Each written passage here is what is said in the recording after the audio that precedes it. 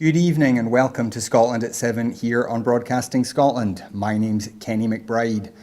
And on tonight's show, we are remembering the 25th anniversary of the Srebrenica Genocide. And to do that, we have two very special guests.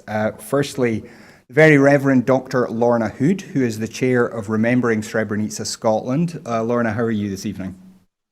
I'm fine, thank you. Nice to be on your show. Thank you for the invite. And on this side of me, we have Ferrer Gotić, who is a news producer and anchor for N1, which is a news channel and the CNN affiliate in the Western Balkans. Ika, how are you tonight? I'm okay, Kenny. Thank you very much for the invite. Well, thank you to both of you for joining us. We were expecting to have a third guest, and we may still get him to join us, but we have had a couple of technical difficulties getting him connected. Three guests is more than we're used to here at Broadcasting Scotland. But before we get to all that, we do have a quick rundown of today's headlines, and we start obviously with our coronavirus statistics update. And as of 2 p.m. today, a total of 294,375 people in Scotland have been tested through NHS Scotland labs and UK government regional testing centres. Of these, 276,042 were confirmed negative, 18,333 were positive. There are 18 new confirmed cases of COVID-19 in Scotland today, but today there were 0 new deaths of people who have tested positive reported. This will of course be an underestimate of the total number of cases, as not everyone with the virus will display symptoms and not all those with symptoms will necessarily be tested, although if you are showing symptoms, please do book a test as soon as you can.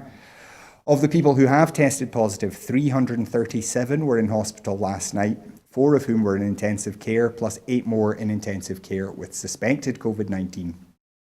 The number of patients in Scotland who have died from complications caused by the COVID-19 infection now stands at 2,490. This number only includes those who have died in hospital having received a positive test for the virus. The latest UK daily figures available show that 44,650 patients who tested positive for COVID-19 have sadly died from their illness, an increase of 48, and that number refers to deaths in all settings, not just those in hospitals. In Scotland today, home buyers will be able to take advantage of reduced rates of land and building transactions tax from next week. The threshold at which the LBTT begins to be paid will rise from £145,000 to £250,000 on Wednesday, the 15th of July, and remain in place until the 31st of March next year. Excluding the additional dwelling supplement, it means that 80% of home buyers will pay no LBTT. Home movers buying a home costing more than £250,000 will save £2,100. A comprehensive package of support for innovative early-stage businesses whose routes to investment and growth have been impacted by coronavirus has been announced by Economy Secretary Fiona Hislop. The £38 million package, managed by Scottish Enterprise, includes 3 levels of support to meet the needs of the most promising businesses at different stages of early growth. Ms Hislop also announced a £2.2 million fund for grassroots venues following ongoing discussions with the Music Venues Trust. The new fund follows on from last week's targeted £10 million to support Scotland's performing arts venues. Hairdressers and barbers are preparing to reopen on 15th of July under the Scottish Government's route map out of lockdown.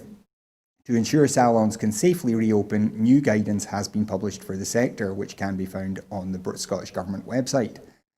The guidance also covers services such as beauty salons, spas, indoor photography studios and makeup counters, which have been given an indicative opening date of 22nd of July. Prime Minister Boris Johnson said stricter rules on wearing face coverings may be needed and that he would like to see them worn more frequently in shops in England, where, unlike in Scotland, they are optional. I do think we need to be stricter in insisting that people wear face coverings in confined places where they are meeting people that they don't normally meet, Johnson said in a pre-recorded Q&A session with the public. Johnson has been criticised for months by public health experts and other politicians for not wearing a mask himself and for only offering vague guidance on their use. He was pictured today for the first time wearing a mask in public. The UK will suffer the sharpest peak-to-trough economic slump of any major economy this year, ratings agency Moody's has warned, as national debt as a share of GDP will increase by nearly a quarter. Moody's said the UK government's latest £30 billion stimulus package, announced this week, would aid a gradual economic recovery but add further pressure to the UK's fiscal position. We forecast a contraction of 10.1% in the UK's GDP for this year, but expect a gradual subsequent recovery on the back of the easing in lockdown measures, with growth rebounding to 7.1% next year. Moody's rates Britain at AA2 with a negative outlook, following a series of cuts since the country voted to leave the EU in mid-2016. The UK has turned down the chance to join a €2.4 billion EU plan to secure advance purchases of promising COVID-19 vaccines, saying it would not have had a say over the programme. The UK government has decided on this occasion not to join this internal EU initiative, but given our shared interest in ensuring that vaccines are available to all, we are committed to strengthening our collaboration with the EU outside the framework, Britain's ambassador to the EU, Tim Barrow, has said. And that is all the headlines for today. And so we come to discussing the genocide in Srebrenica, which has been described as the worst human rights atrocity in Europe since the end of the Second World War. Now, if I could come first to you, Ika, this is not a conflict that a lot of people in Scotland will know very much about. Now, it traces obviously back to the breakup of Yugoslavia in the wake of the fall of communism. Could you tell us, first of all, just a little bit about how the breakup of Yugoslavia happened and how it led to this conflict? If you're asking me, Kenny, I'm over on this side. Oh, sorry. Well, yes, it is.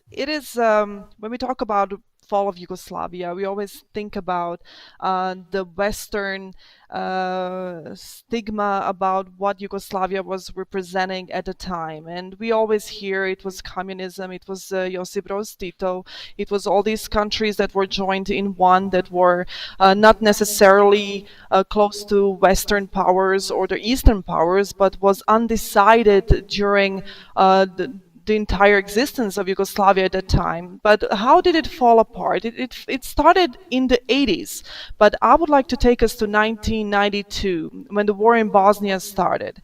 And this has affected thousands and thousands of people across Yugoslavia. And it has affected me as well. I was one of the 2 million Bosnians that were expelled from their homes in the early months of 1992. And the fall of Srebrenica in 1995 actually became a damaging symbol of the United Nations in the sense of the failure of peacekeeping in the areas that were actually pronounced as safe zones during the Bosnian War. And it's one of the darkest moments in the history of humanitarian law and human law rights not only in Europe but in the whole world. And when you talk about Yugoslavia, you cannot just take the facts away from what led actually to war in Bosnia and Herzegovina. Most of the Western media, and I remember that because I was a refugee in the West, most of the Western media was reporting on it as a civilian war. It's a civil war. Bosnia and Herzegovina war was not a civil war. That was a war that was, in a way, even led by the international community and inaction of the international community when it came to war in Bosnia and Herzegovina and expelling the entire communities from their homes, and eventually what led to genocide in Srebrenica in 1995, July 11th, which is tomorrow. We commemorate it tomorrow. So I'm not really sure in which part you want to talk about when it comes to fall of Yugoslavia, because there are so many things that are important to mention, and the entire situation about the fall of Yugoslavia is way more complex than just talking about succession and talking about countries in former Yugoslavia trying to get their own autonomy. So yeah, it led to war in Bosnia and Herzegovina. It led to a lot of pain, which even now, quarter of a century later, we're still facing a lot of pain in Bosnia and Herzegovina and through our region, more or less. were the sides in this conflict? I mean, that's probably one of the most important things to understand. The size of the conflict, well, you will have to. You're putting me on a spot right here, Kenny. So the sides of the conflicts are very clear.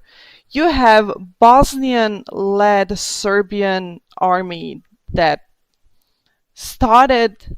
Oh, of course. Okay, let's take the three countries in consideration. We'll take Serbia, we'll take Bosnia and Herzegovina, and we'll take Croatia in consideration. And we'll take the main names that are responsible for what happened in Bosnia and Herzegovina and in parts of Croatia during 1992 to 1995-1996 war. And those are the three presidents during the Yugoslavian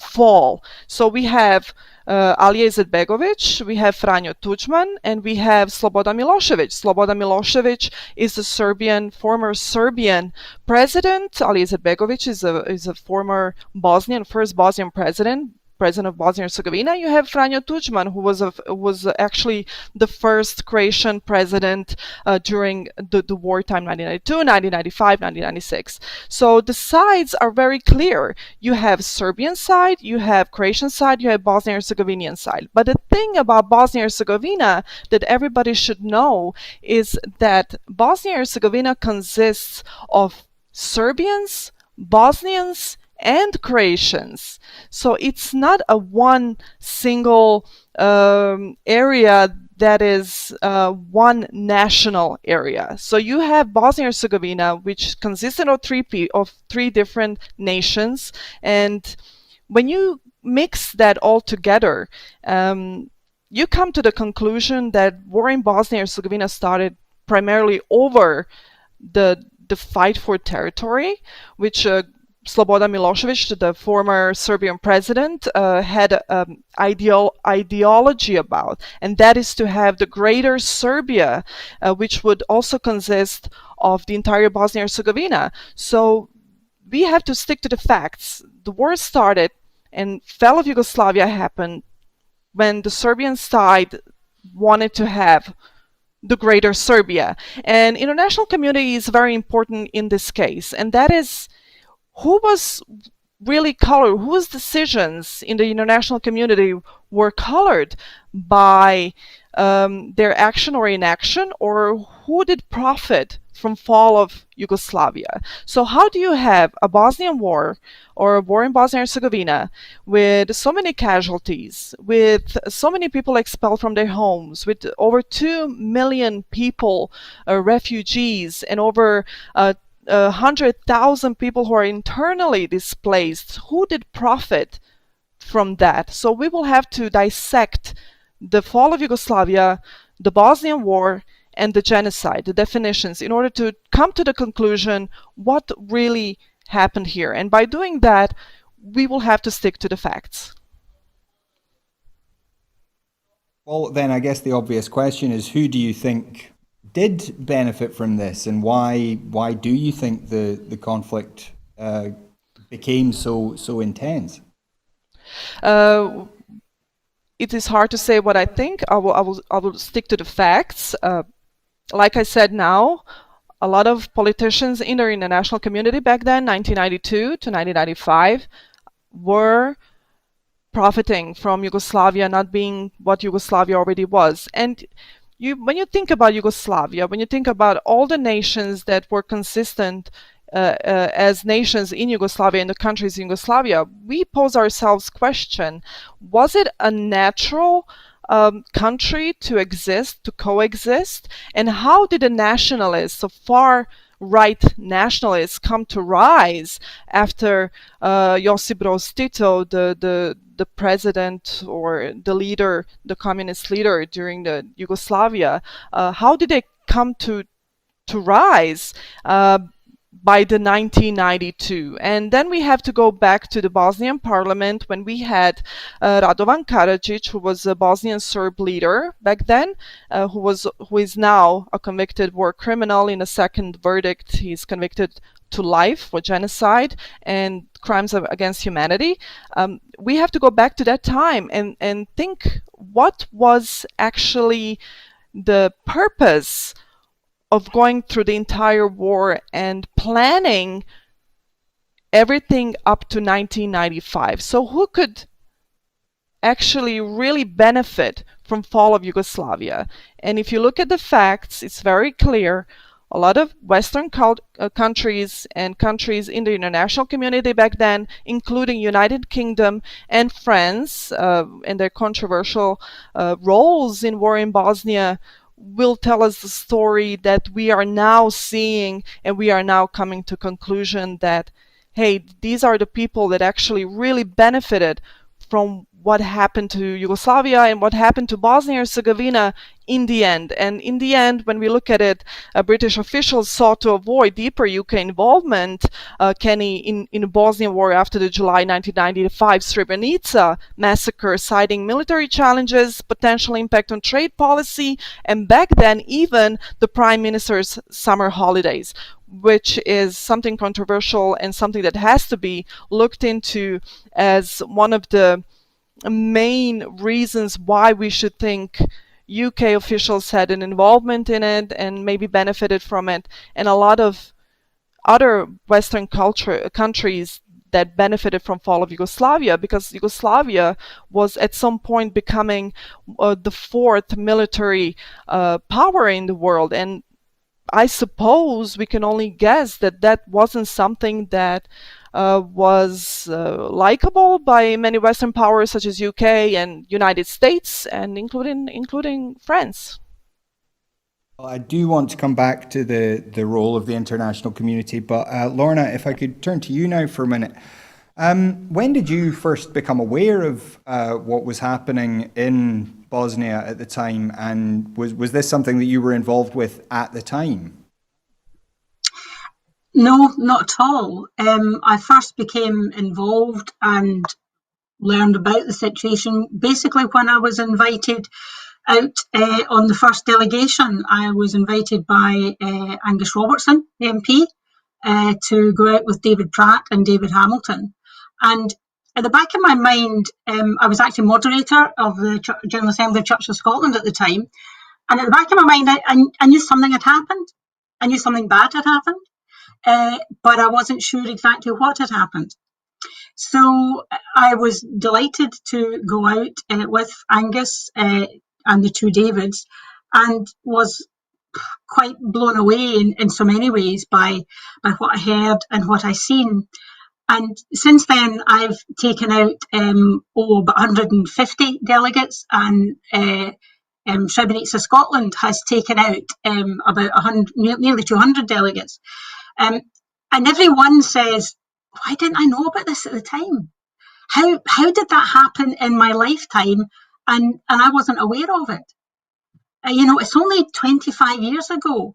And we can all look back and think what we were doing at that time. Okay, I had two young children, I had a full-time job, I heard about various things happening, but at the same time, I still was not aware of the full scale of the atrocities and the things that were taking place there. And I can only say the guilt I feel about that, but I'm aware that everyone else who goes out feels the same guilt because we were all in the same place. Interestingly, one of the first delegates that I had out was Jim Wallace, Lord Wallace. And at the end of it, he talked about apologising to Paddy Ashdown, because he said in Parliament, Paddy Ashdown was the only politician who was talking about Bosnia. And every time Paddy Ashdown stood up, he said you could hear the murmuring around about, oh, Bosnia again, Bosnia again. He said, but it got to the point that even those in his own party were saying, Bosnia again, Bosnia again. So even politicians who go out with us, and we've had quite a number of MSPs from the Scottish Parliament that have gone out with us, they likewise have said, why was I really not aware of this? Why did we not do anything? Why was it not something that was at the forefront of our minds? And that will always be our guilt and our shame. I suppose the obvious question is then, what did happen? I mean, this is, as you say, it's something that a lot of people just never heard about. So can you tell us a bit about what did actually happen? I'll concentrate, because Bosnia itself, there were different things happened in different places. Obviously, yeah, just and the Srebrenica yeah, incident itself. the Srebrenica, and sometimes that's a concern of ours, that we do concentrate in Srebrenica, and even a charity, Srebrenica Scotland, but there were so many atrocities happened in other places.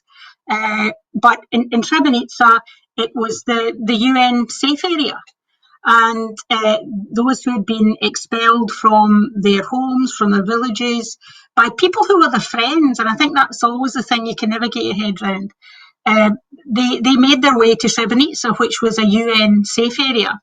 And just a couple of miles down the road from Srebrenica in Potocari, the UN were stationed there in the old battery factory.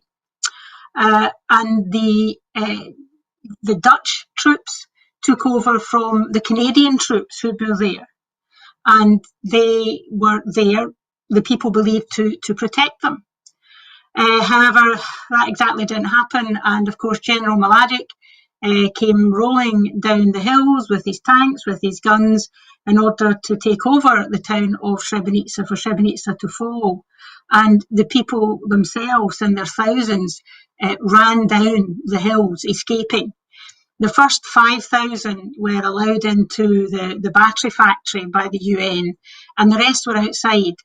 And General Mladic arrived, and he separated the men and the boys from the women and young children, and they were put on buses which would take them into Tuzla. And the rest were, a number of the men and boys tried to escape through the forest to Tuzla, known as the Death March, but many of them died in that Death March. And the UN garrison there, the Dutch garrison, literally handed over the people to General Mladic and left. And you see these films in the centre of General Mladic giving a gift to the general to take back home to his wife. And so they left, and they left the people to their fate. And over the next few days, they were systematically slaughtered. They were then buried in mass graves. But the worst thing about Srebrenica is not simply the mass graves, but then the fact that they dug up those mass graves and distributed the bodies over the countryside. So you can have one body in 3, 4, 5 different graves, hundreds of miles apart. And so it became a huge jigsaw puzzle, if you like. It's been called that, of bones to identify the bodies.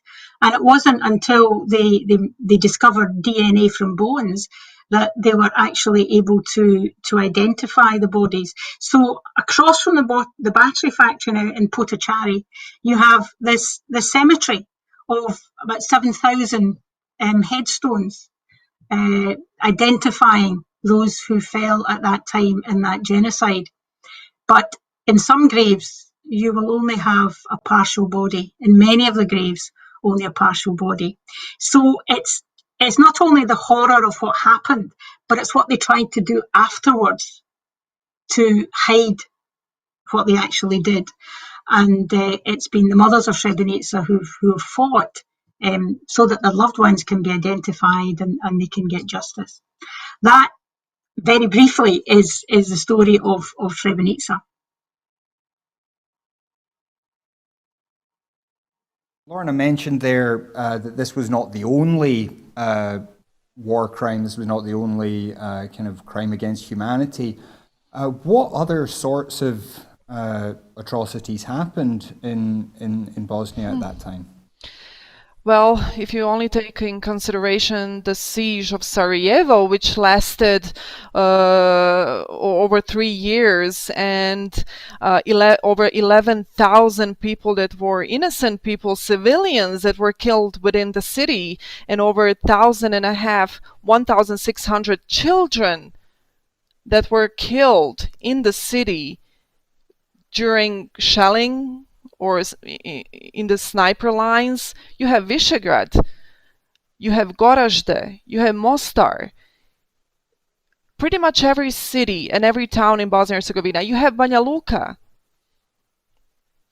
I was born in a small town in central Bosnia, a small town called Travnik. And like I said, I remember in 1992 when within few months how it looked like. I was 8 years old when I was expelled from my town, from my city, from my country. And when it comes to atrocities, and it took me over 20 years to try to find myself and to try to understand who I was. And I just moved back to Bosnia somewhat 10 years ago. So when I heard that my story, my war story, my life story is similar to other people's story, I decided to become a journalist and tell their story. That's the only way I can exist. That's the only way I can live. And when you think about the atrocities that were committed in Bosnia, if you only think about Ahmići, a small village in central Bosnia, just half an hour away from where I was born, where entire families were locked in their homes and burnt alive, including pregnant women, elderly, and children, tells you enough about how grave and gruesome the atrocities were committed in Bosnia and Herzegovina. So when we go back and talk about the fall of Yugoslavia, it doesn't even matter anymore. It only matters who is human, who is perpetrator, and that is very clear, and who the victims are. And what very Reverend Mrs. Hood said just now, and really touched my heart, to see somebody to speak on behalf of Bosnia and on behalf of Srebrenica, it gives me a lot of hope as a Bosnian. First of all, as a human being, that somebody on our behalf is talking about it. Because when I was a refugee, and it's funny, we mentioned Holland and Dutch battalion of the United Nations. I grew up in Holland, actually, and I haven't really heard anything about Bosnia growing up. And only thing I know is that I was supposed to be ashamed of who I was and where I actually came from. So the entire atrocity of people that were stuck here in Bosnia and Herzegovina and people that were expelled from their homes just continued years and years and years even after the war. So it takes a lot of courage to just step up and have an opinion and say, hey, this is what really happened. And as a journalist, of course, our golden rule is to be objective and stick to the facts. But as a human being, you have to know the truth. You have to have the compassion, and you have to feel sympathy towards the victims and their families. Atrocities across Bosnia, I will mention Mostar as well. Expelling citizens from their homes, mutilating bodies,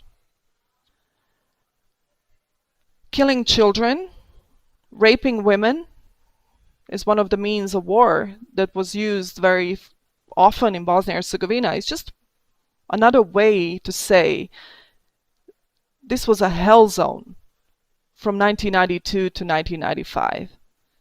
And it came from all sides.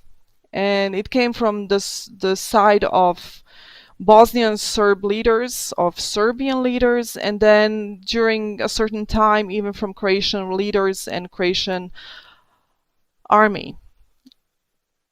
And then you have everybody being trapped within the borders that were in 1992 very clear. And if you look at other places such as Visegrad and the mutilation of people, of bodies, and very Reverend Lorna said, you don't find one person in one mass grave, you will find one person in 4 different locations, tells you enough about how gruesome atrocities were in Bosnia and Herzegovina. Yeah, I mean, it's a very difficult thing to think about. So Kenny, you meant, yes, could Lorna. I just say, I think it's really important that we also we concentrate on very often this time with Srebrenica, the men and the boys who were massacred and killed, but we should also remember the number of women who were raped. And many of them have kept silent because of that. But we estimate there were something like 20 to 50,000 rapes in Bosnia at that time. And rape was used as an instrument of war. And just a couple of years ago, at Caledonian University in Glasgow, Bakira Hasisic was granted an honorary degree for her work in Visegrad, because she herself was raped. Her daughter was raped in front of her. Her sister was in a rape camp. And her way of now dealing with it is to bring the perpetrators to justice, because these same perpetrators are are walking through their towns and through their villages. They're in the police station, in the council, and so there's that side of work that's going on as well. It's not just this one thing that happened, this one genocide in Srebrenica. It's the horrendous things that happened throughout the country. And that's why Caledonian University would like to say being a part in that, and granted Bakira an honorary doctorate. You mentioned there people being brought to justice for this. Clearly, it's never going to mend the damage that was done, but there have been a number of war crimes tribunals in the Hague. Who are the people who have been brought to justice for this? Who's been found guilty of war crimes, genocide, and other?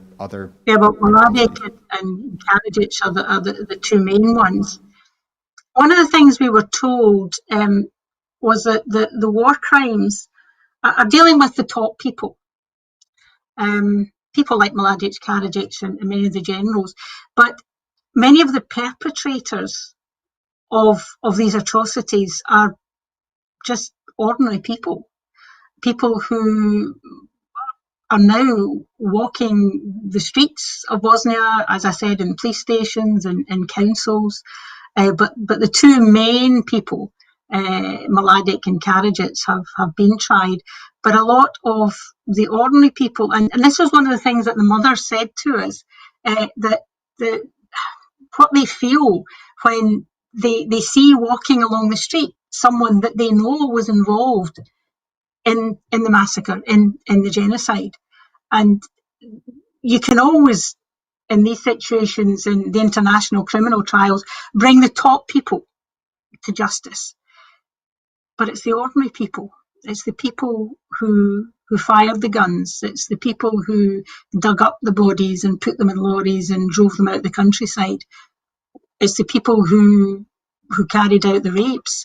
And that's why Bakira, without help from the government, but has worked in order to bring these perpetrators to justice, all on her own in a tiny wee office. When we were there, she didn't even have a decent computer, and when we came back, we managed to get that sorted. In fact, one of the delegates who came out paid to have this computer for her so that she could continue her work. So it's difficult to talk about justice in so many ways, and those who are tried and those who have been before, because the international criminal courts will do that for the senior people, but not the people who were firing the guns and raping, We compare etc. that to something like the Nazis' Holocaust. I mean, we're still pursuing some of the people involved in various, often quite low-level roles. Why do you think that's been different for Srebrenica and Bosnia? And do you think, 50 years from now, we will still be pursuing some of these ordinary soldiers for what they did? I would like to say yes, but I don't think so. because there is still so much denial as to what actually happened in the country.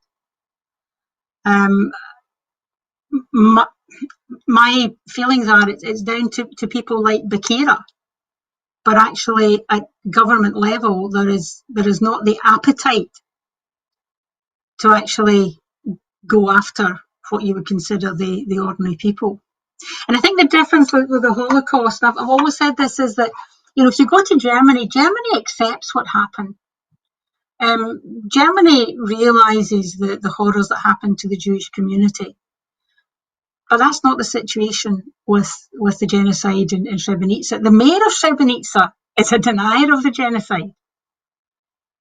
So I would like to say yes, but deep inside, I don't think so. Denial, but if I could turn back to you, Ika, you talked a bit about the role of the international community. Now there was a case where some survivors tried to sue the Dutch government over their failure to prevent genocide, which is a responsibility of the international community.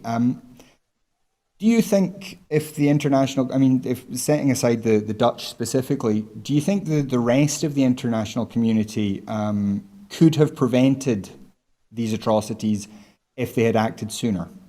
Absolutely. Absolutely.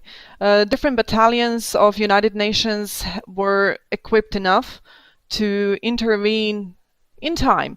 Now, as a journalist, I had a chance to speak to the commander-in-chief of the French battalion of the United Nations, Air Force battalion of the United Nations, so NATO, in Bosnia and Herzegovina. This is what he told me, Mr. Guillaume Ancel, and he's the first one within NATO that came out and said, hey, I need to tell the truth, what really happened in Bosnia and Herzegovina.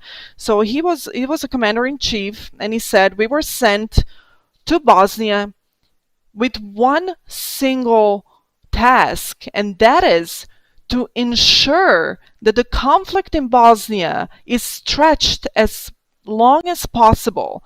And we have done a certain, coloring our role in Bosnia and Herzegovina, and by the time we decided to intervene and we were given the orders to shoot, by the time we were at the Serb forces trying to prevent them from what they were doing at the time, we were ordered to stop.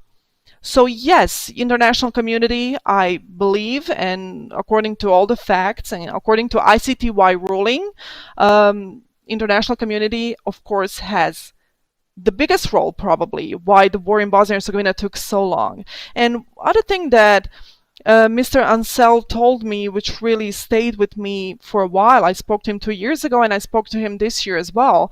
And that is when it came to Srebrenica, French battalion, Air Force battalion, was ordered to take pictures of the very massacre and not intervene. And I'm going back to British officials who were very strong in their decision when it came to Bosnia and Herzegovina and UK involvement in Srebrenica, and that is to stop any airstrike interventions. And we have to tell the truth. We have to tell the facts. UK as well has, as a part of the international community, has their responsibility as well. Now I would like to go back to the ICTY and the rulings. There were over 45 different generals from Bosnia and Herzegovina that were prosecuted in The Hague. And one of the main ones, just like very Reverend Lorna said, Karadzic and Mladic were brought to justice. And I have to also mention Prlic and others that were also on the Croatian side brought to justice and were also convicted of genocide, crimes against humanity, and just expulsion of entire communities from where they were at the moment. Justice, we can only talk about justice, and like very Reverend Lorna said, I doubt it's going to happen. Just taking in consideration the amount of denial that is going on in Bosnia and Herzegovina and surrounding countries. I have to mention, of course, the highest politicians that are supposed to lead these nations into the European Union and into, well, transitional justice and peace. And that is the Serbian President Aleksandar Vučić, Serbian Prime Minister Ana Brnabić, and I will take also in consideration the denial, the constant denial of the part of Bosnian presidency, Mr. Milorad Dodik, who is also denying genocide. So we see that very strongly here in Bosnia and Herzegovina and surrounding countries. Now, when we talk about Holocaust, we have to remember that when it came to Germany accepting their role and their responsibility in Holocaust, it was actually on the request of their allies and on the request of the international community. When we're talking about the international community in Bosnia and Herzegovina, why is it taking so long to impose laws in Bosnia and Herzegovina and surrounding countries that genocide denial and Holocaust denial should be punishable by law? We do not have that in Bosnia and Herzegovina on the state level. So it took slaughter of thousands and thousands of innocent men and boys and women in order for somebody to say, hey, something that happened in Bosnia and Herzegovina is genocide, and those who are responsible, those who are the perpetrators, or those who did it, should be held responsible. We cannot, and the families of the victims, the mothers of the victims, they just want justice, but the justice will never be given because their children will never be brought back to life. And one thing that really stayed with me is how Srebrenica changed me, is when I spoke to one of the Srebrenica mothers who lost her children, her husband, her father, her brothers in Srebrenica genocide. She said, you know, I'm happy. She told me that. I said, how can you be happy? She said, well, you know, I am at the end of my life, and the moment I will be laid down in grave myself, that is the moment I'm going to see my children again. Just take that in. It takes time to have that sink in. So there is no justice. A little bit justice is provided by the ICTY when they ruled that the massacre that happened in Srebrenica was indeed genocide, and that the main perpetrators were brought to justice. And to see them, just hear their conviction, just to hear life, you are guilty of genocide, gives you, as a human being, a little bit of satisfaction. Now, I had Christian Amanpour the other day on my show, and we talked about it, how she felt when she saw Ratko Mladic hear his verdict and Radovan Karadzic hear his verdict. She said, yeah, well, I felt satisfaction, but the satisfaction that should be given to the families of the victims, that is impossible. That is impossible to achieve. Those are thousands and thousands of innocent men and boys and babies of 2 months old and 2 days old were killed in Srebrenica genocide. Now, if you think about that, and if you think about Holocaust and Germany taking responsibility for Holocaust, and now looking at Bosnia and Herzegovina, you wonder why and how long will it take till everybody here, including like Reverend Lorna said, those smallest people who were neighbors and who did what they did, take responsibility. That humane, the basic human drive. You should be human before you're anything else. You should be human before you're Bosnian. You should be human before you're Serbian. You should be human before you're Croatian, German, Scottish. When will that happen? Like Lorna said, well, I doubt that will ever happen. But we are here to bear witness, and we are here to continue telling the story and story of thousands of people that need to be heard. And that is a little bit of justice that we can provide for them. Organizations like the UN, NATO, the EU, have they made any attempts to Yes. to admit their part in this? Absolutely. It's going on for years now. And today, the European Parliament actually raised the question about genocide denial, which is a major thing in the region here, which is a major thing all across the world. They have spoken on behalf of families of the victims who had their stories shared. So European Parliament did that. And we have to remember a few people in Europe that really fought for the truth.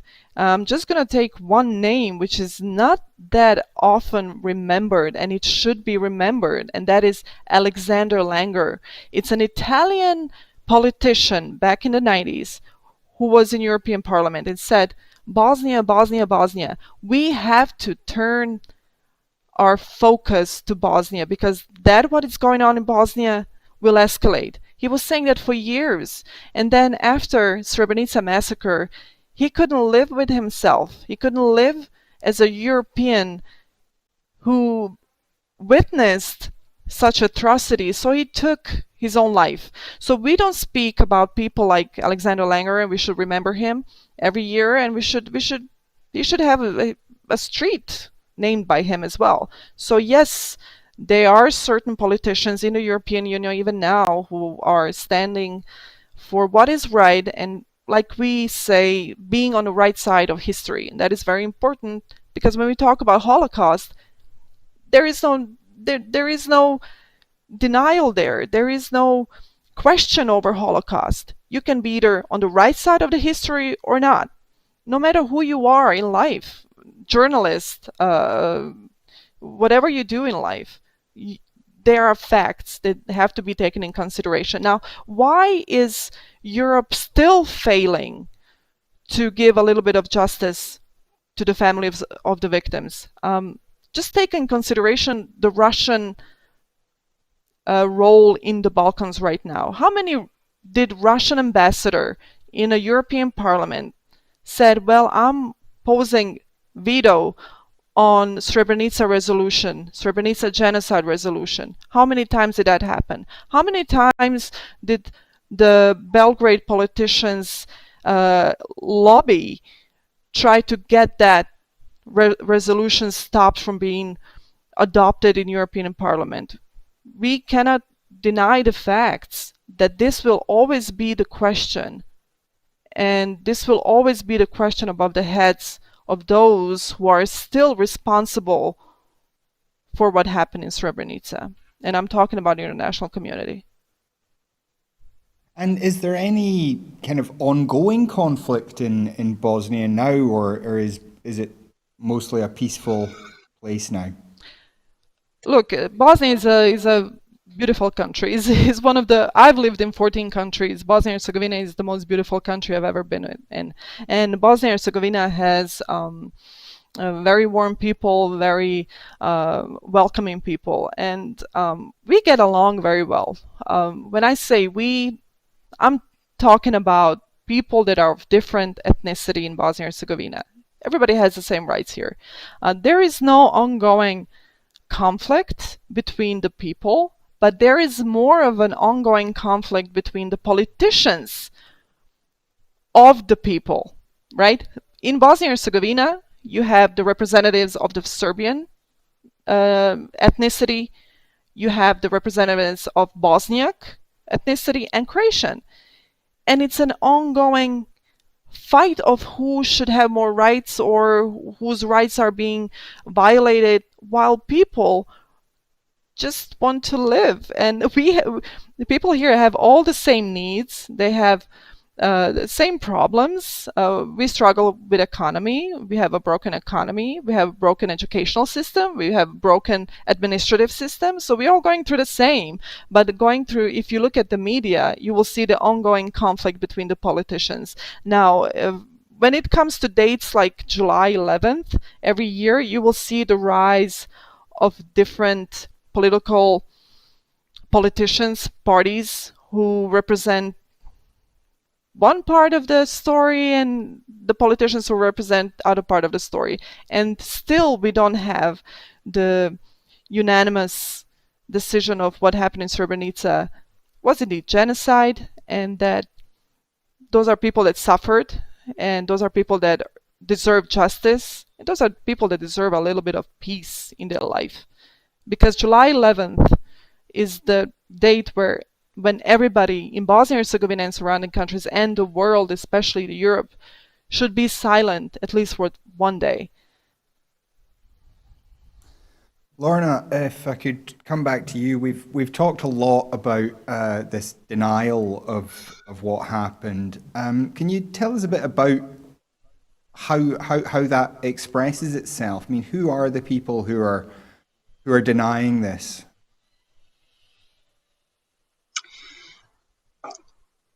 We found, for example, that the new mayor of Srebrenica denies that it happened. But we've also found, and Ikan can talk more about the situation in Bosnia than I can, but we've also found in our own work here that there have been people who have on Twitter and social media denied that it ever happened. And we had just a couple of days ago with Remember Srebrenica Scotland and Interfaith Scotland, we had a big Zoom conference on this, and we had Hassan Hassanovic over speaking to us. And one of the things Hassan said really struck with me when we talked about denial, and he said they deny it because they want to do it again. And that really, really got to me when he said that. I think, for example, when we passed through Republic Srebrenica, we had the First Minister out in Srebrenica in 2016. And when we stopped off at a place for coffee, and it was in Republic Srpska, and we were told to take our Srebrenica flowers off because of the situation.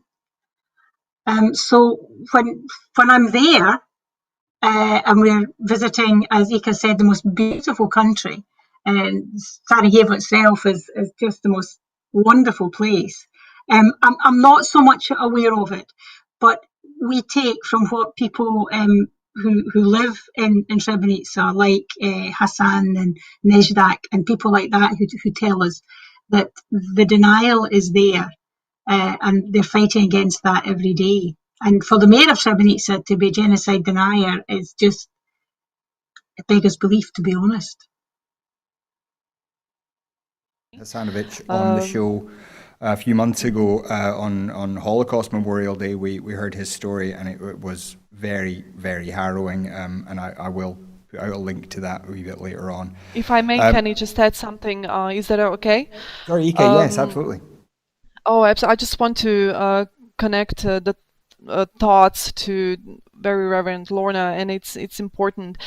Denying of genocide is called last stage of genocide. Now, there is another phase of genocide that we are seeing, that is a new phase of genocide that we are just coming to understand and study and notice, and that is glorification of genocide. Now, that could lead to possible new conflicts. Glorification of genocide, glorification of massacre of innocent people, glorification of massacre of children, of boys, innocent elderly. It's a big deal here. So every time there is a certain date in Bosnia and Herzegovina, yes, we see the glorification as well. And just doing our jobs, just trying to tell the stories of the families of the victims and stories of the victims, it's hard in Bosnia and Herzegovina because there has never been bigger division over what happened in Srebrenica than now. And why is it now? Why do we see that now? We see the newer generations coming of young people that were even born after the genocide in Srebrenica, denying genocide in Srebrenica and glorifying the war criminals such as Ratko Mladic, Karadzic. If you just take in consideration that our entire school, street names, entire communities are named after convicted war criminals here in Bosnia and Herzegovina, it gives you an idea of what is really going on. And like Lorna said, we had to take the the flower of Srebrenica off if we wanted to drink coffee in one part or the other. It just tells you enough how much division there is over that. And to think that anybody in the world is indifferent to other person's pain just makes you question, is humanity fundamentally evil, or is humanity fundamentally good? It makes you question that. And for somebody who spent their entire life, half of my life, I was a refugee, and somebody who came back to Bosnia and discovered all these stories and heard all these stories and see how beautiful this country is, for me, as a mother of 2 children, is unimaginable to be indifferent to somebody else's pain, no matter what their ethnicity or what their background or what their color of skin is. Almost 8 o'clock, and we had only invited you both for an hour. Are you willing to stay on for another few minutes while I ask a couple more questions? Absolutely. Yeah, excellent. Sure. Wonderful, thank you. Now, if I'll turn back to you, Lorna. Now, you're part of remembering Srebrenica. How is the genocide? How is remembrance done around this massacre? The aim of our charity is one that we take delegates out to Srebrenica, and we've taken out, as I said, probably 180 delegates, all people who are influential in Scottish life. So we've taken out a number of MSPs. We've had the First Minister, we've had Ruth Davidson, we've had Kes Dugdale, Joanne Lamont, Ian Gray, Anna Sarwar, Mike Russell. I could go on. Lots of our MSPs have been out. We've also had out the Director of Education, Gail Gorman, and Assistant Directors of Education, Tim Frew of YouthLink Scotland, people from Sally Loudon of COSLA, Alison Everson from COSLA. So we've taken out people who are influential in Scottish life. And what we say to them is when they come back to tell the story. And they do that because it affects them so much. So they tell the story of what happened, and then they pledge to work for cohesion in our own community and to be aware of how, if hatred and intolerance and prejudice isn't checked, that it can very, very easily grow to something out with our control. We also have an education programme for schools, and we have done a lot of work in the past number of months to develop that programme, and it will be a lot will be happening in the next number of months and year, COVID willing, to take some school pupils out to Srebrenica. And also to have different lessons. We've had a group of teachers working on lessons for our schools to work in with curriculum of excellence. So that's again a two prongs to hear what's happening and to tell what's happening, to retell the stories. As someone said, we have to stand in front of these people and tell the international community. And I was just thinking there when Ika was talking, the first actual memorial event, the first remembrance of Srebrenica, the first time that we probably talked about Srebrenica in Scotland was in 2015, when I and the board organised a memorial service in St Giles and had the First Minister speaking at it. And until then, Srebrenica was not something that we ever talked about. I guarantee you that probably, for example, in the Scottish Parliament, I don't think there've been an MSP who doesn't know about Srebrenica. We've had debates, we've had motions. Anna Sarwar had a motion very recently about the work of our charity, etc., and the genocide in Srebrenica. So we want to tell what happened there, but we also want to, what we learned there is to go into our schools and to teach our children about the story, but more than that, to look at how racism, hatred, prejudice can affect so many different parts of our life. One of the things, I don't know how many times I've spoken to Srebrenica all over Scotland, but I always end with this one comment: if it could happen in Srebrenica, it could happen anywhere, because the people did live and work and celebrate together. And in many ways, that is always something I never get my head around. How could it have happened? How it could have happened? I also say in Srebrenica that you touch the depths to which humanity can sink, the depths of evil. But you also touch courage. The mothers of Srebrenica, there is this desire for justice, but there's not the bitterness that goes along with that. So when you come back from Srebrenica, you are at the same time despondent, but you're also inspired by the people that you met there. And Ika, in Bosnia Herzegovina itself, how is there any sort of formal remembrance of the massacre, the genocide, or is this something that, as you say, with the level of denial that occurs, is it something that people try to forget? There is an official commemorating of the victims of Srebrenica, and every year we do see more and more victims being found. Now, ICMP organization has done tremendous work when it came to identifying victims of the genocide in Srebrenica. And now this is important. I'm very saddened that we didn't have the opportunity to talk to anybody from the ICMP, because their work is very valuable to the families of the victims, but also to the justice that is still being sought in Bosnia and Herzegovina and in the world. And I will have to say, I have to mention Mrs. Marie Todd, the Scottish MSP, Minister for Children and Youth and Education. She was actually in Srebrenica 2 years ago, and she was on my show as well.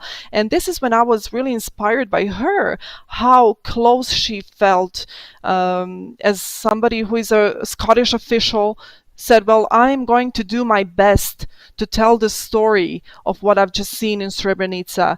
Yes, commemorations are on a yearly basis. They're formal, they're official, and during the commemorations, of course, now are different circumstances taken in consideration, the pandemic, ongoing pandemic that we have.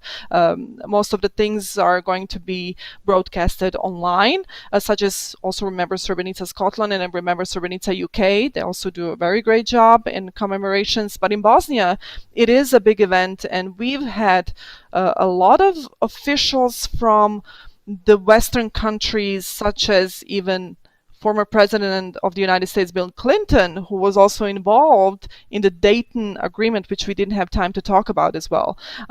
We had many visitors in Bosnia and Herzegovina who came to Srebrenica to pay their respects, and even at some point, the Serbian genocide denier, Serbian President Aleksandar Vučić, who will still not say that what happened in Srebrenica was indeed genocide. He did come to Srebrenica to pay his respect, but he came across a very negative reaction of those who visited Srebrenica July 11th that year.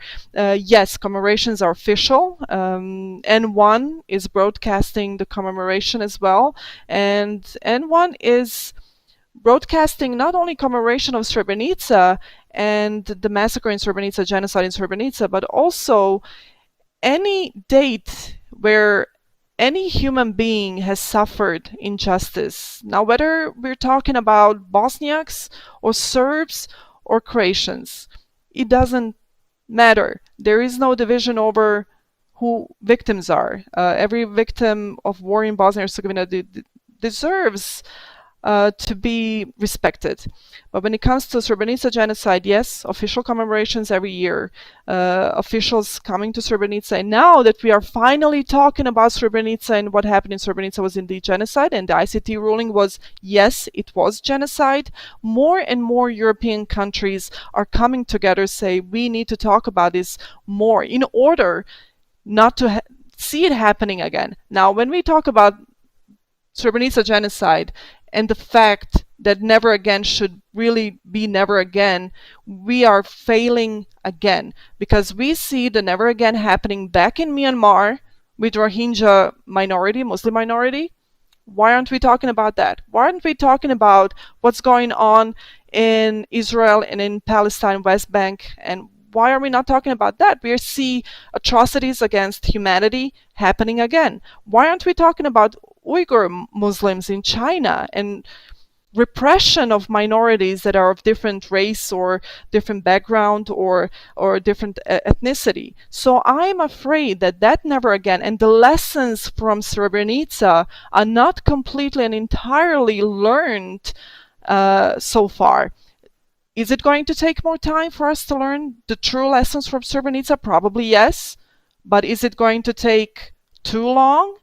Are we going to bear witness of more atrocities against humanity? Probably yes, we're already doing that. So when is never enough and never again? Never again.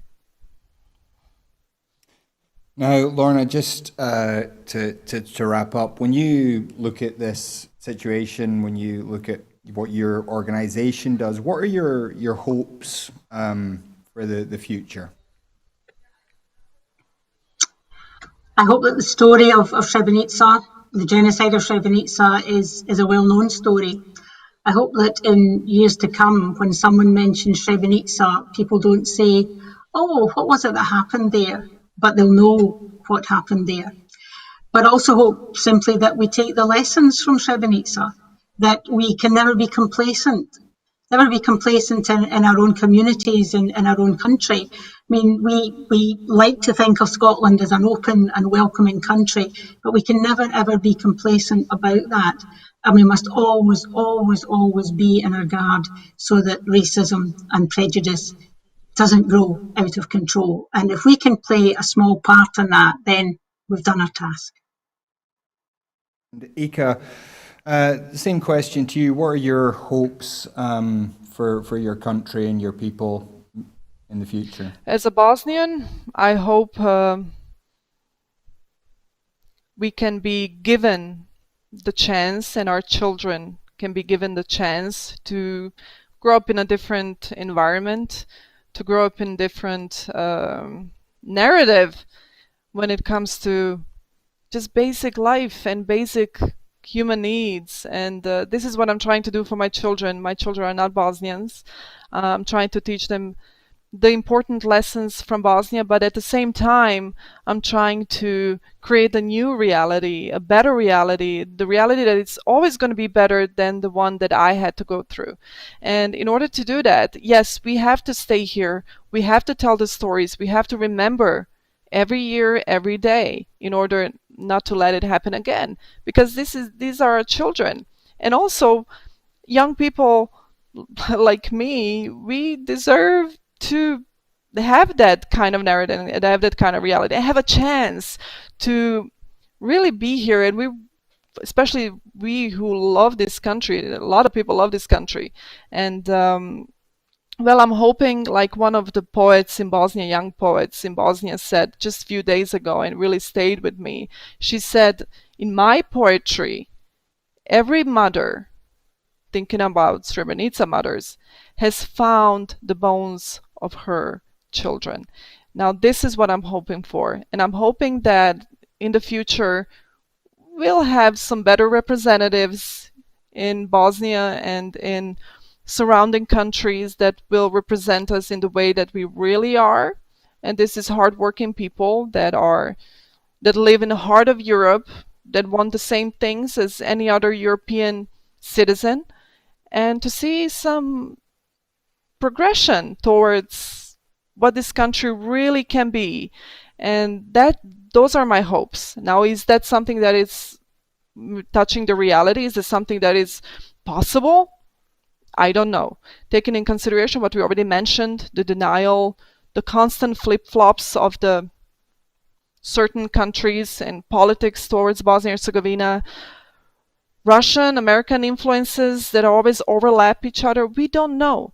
But what we can do is to be here, tell the truth, stand for the truth, and be strong for each other. Give each other a chance, an opportunity. Well, certainly Broadcasting Scotland tries our best to remember, and I hope we have done a good job tonight of telling the story, remembering what happened, and hopefully helping people understand what happened. I would like to thank Lorna and Ika very much for joining us. Ika especially, I know this has been a difficult conversation for you to have. Thank you. So thank you both very much for joining us, and thank you at home obviously for joining us as well. This is a difficult thing to hear. I think it's been a difficult show for me to be a part of. But as Ika said, these are things that we do need to hear, that we do need to talk about, that we do need to remember. There is always the potential for humans to do horrible things. And if we don't remember, if we don't talk about them, then it does become possible for them to happen again. As Ika said, there are horrific things happening all over the world just now, and it's part of our duty as humans to talk about them, to make them known, and to ask our governments to do something about them where that's possible. So again, thank you very much to Ika and to Lorna. And thank you again to you at home for joining us. If we do come to the difficult part of the show where I have to ask you. No? Well, okay. I'm being told in my ear that we're not going to do any begging tonight. So I'll just say that we'll be back on Sunday with the full Scottish, and then we'll be back again with our regular news on Monday with Gordon at 7. But until then, once again, thank you so much to Ika Ferrer Gotić and to the very Reverend Dr. Lorna Hood. And Thank you. Thank you again for watching. Have a great night.